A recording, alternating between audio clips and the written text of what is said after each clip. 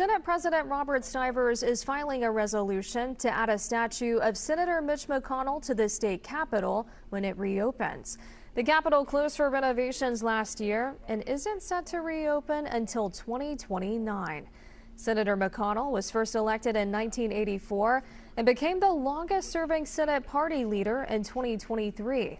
Senator Stivers is hoping to add it to the rotunda, along with statues of former President Abraham Lincoln, Henry Clay, famous pioneer surgeon Ephraim McDowell, and former Senate Democratic leader and Vice President Alvin Barkley.